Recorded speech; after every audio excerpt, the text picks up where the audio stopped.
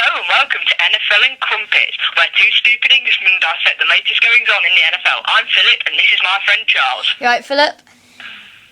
And today we're going to be continuing with our pre-season predictions show in episode 2, and we're going to be talking about the Denver Broncos today. Their decision to trade away Tim Tebow and bring in Peyton Manning. What do you think about this decision, Charles? Well, I think this is a very interesting and drastic decision from the Denver Broncos organisation. Obviously, last year, Tim Tebow taking them to the playoffs, and obviously they had that amazing playoff victory over the Pittsburgh Steelers, which, yes, I am still bitter about, but moving on. But only to be beaten by the New England Patriots. But, last season we saw probably one of the most exciting seasons, certainly in the Denver Broncos history, Tim Tebow taking them from zero to hero. And so I think... Yeah, it's not a decision most people expected. I think at the end of the 2011 season, John Elway and the rest of the Denver Broncos organisation did say that they would like to keep Tim Tebow and use him as their franchise quarterback. But obviously they decided to go back on this decision when Peyton Manning became available after his struggle last year with the Indianapolis Colts. And actually, I think this is a brilliant decision. I think if they're going to, this is an optimistic organisation. They've got some very good players. You think of Von Miller on defense, obviously Willis McGahee as their running back, Eric Decker, Demarius Thomas as their wide receivers. This team, it really, if they just need some reinvigoration. I think they just need a few players just to come in and just to really lead this team to victory. And I think Peyton Manning is definitely one person who do this. He's a Super Bowl winning quarterback, obviously an MVP with the Indianapolis Colts, and I think this is a great signing. I mean, obviously his age and his injury proneness may be a slight worry, but I think this is definitely a good decision by the Indianapolis Colts, and I'm interested to see how it goes. I mean, it's a risk. They didn't have to make this decision, but they decided to do so.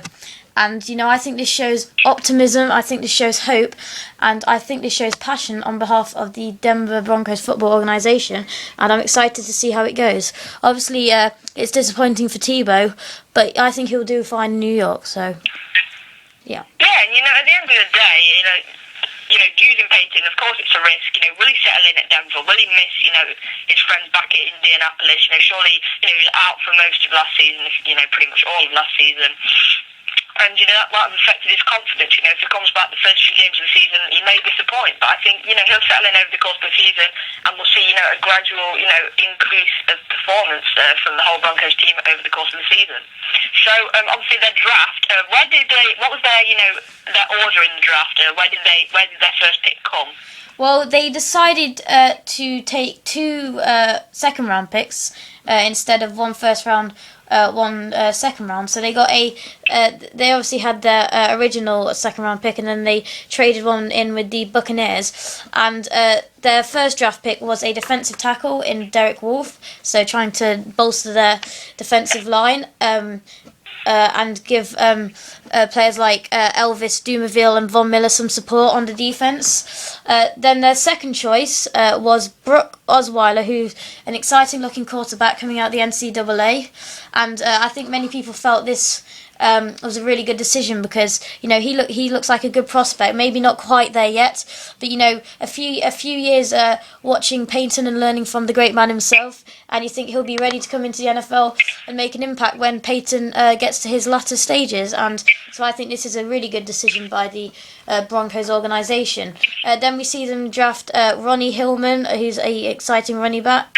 Then a cornerback in Omar Bolden, a centre in Philip Blake, a defensive tackle in Malik Jackson, and a outside linebacker in Danny Trevathan. And that concludes their first 6-round draft pick. So yeah, I think these were good decisions by the Broncos organisation. I think most people in Denver would agree.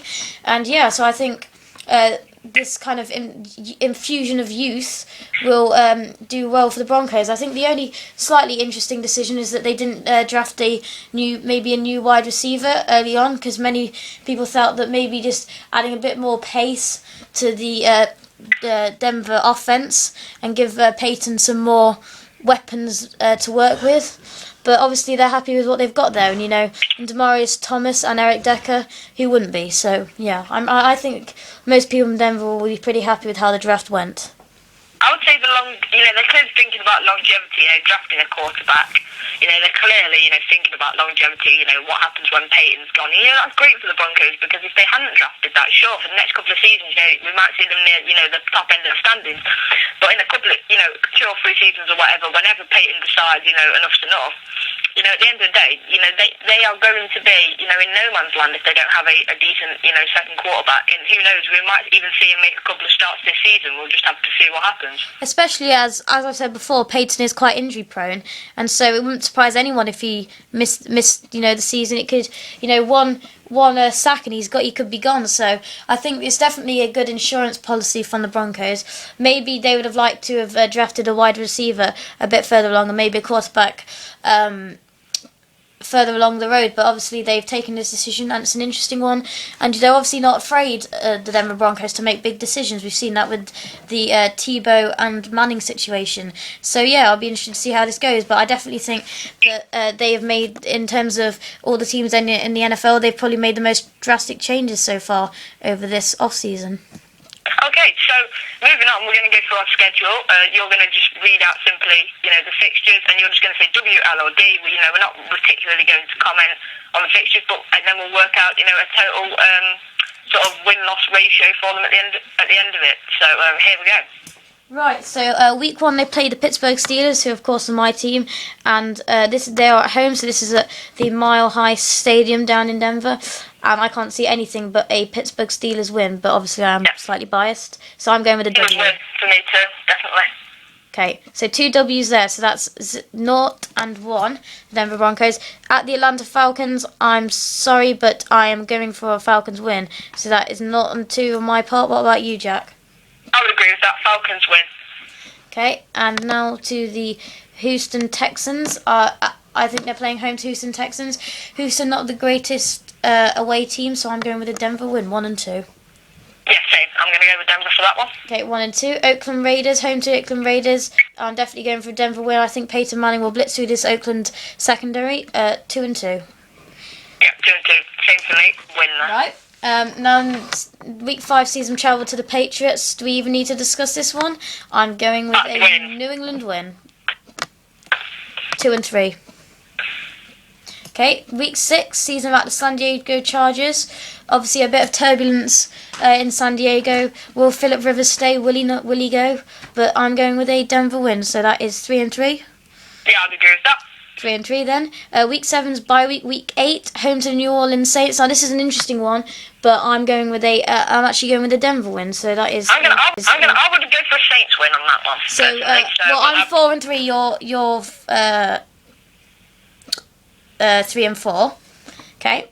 At the Cincinnati Bengals, definitely going with the Denver win there. So that's 5 and 2 for me. So what are you now? You're 5. I'm 4 and 4. 4 and 4. So you keep your record.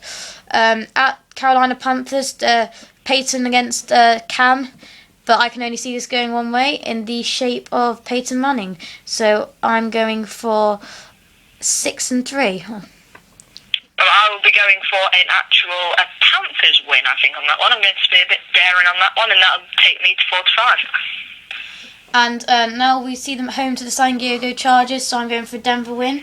So that is 7 and 3 now for me. I would agree with that, so 5 and 5. Okay, and then we see them travel to the Kansas City Chiefs. I'm going to say that's going to be a Chiefs win. So I'm going for 7 and 4. I'm going to go Denver win for that one, so I'm 6 and 5. Tampa Bay Buccaneers at home, definitely Denver win, so that is Denver win 8 and 4 for me. Then for at the Oakland Raiders, I'm going for Denver win. That's 9 and 4 for me. Are they at the Raiders for that game? Yes. I'm going to go for a Raiders win for that one, 76, because the Raiders fans, they make a lot of noise.